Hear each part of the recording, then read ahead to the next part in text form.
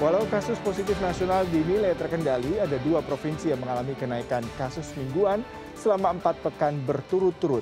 Hal ini disampaikan juru bicara Satgas Penanganan COVID-19 Wiku Adhisa Smito dalam keterangan persnya Selasa sore.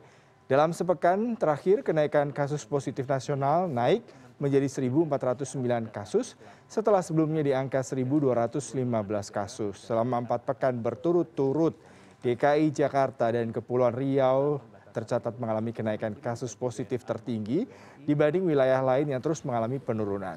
DKI Jakarta kini mengkonfirmasi 526 kasus aktif dari kasus nasional.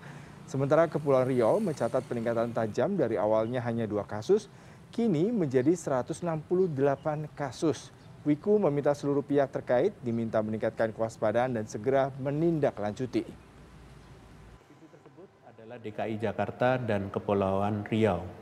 DKI Jakarta kasusnya terus meningkat dari 212 menjadi 254. Kemudian meningkat lagi menjadi 348 dan terakhir mencapai 526 kasus.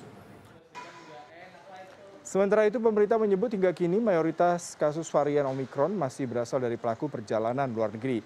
Sementara kasus varian Omikron yang ditemukan di komunitas juga telah ditangani dengan perawatan yang dibutuhkan. Oleh karena itu, pemerintah tetap akan melanjutkan kebijakan pelaksanaan pembelajaran tatap muka kapasitas penuh. Wiku Adhisa Smito juga menjelaskan selain alasan tersebut, pertimbangan kondisi kasus positif nasional juga dinilai cukup terkendali hingga saat ini.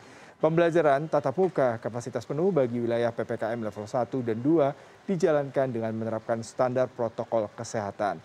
Seluruh pihak terkait di lingkungan sekolah hingga orang tua didorong menjadi unsur Satgas Prokes di wilayah masing-masing.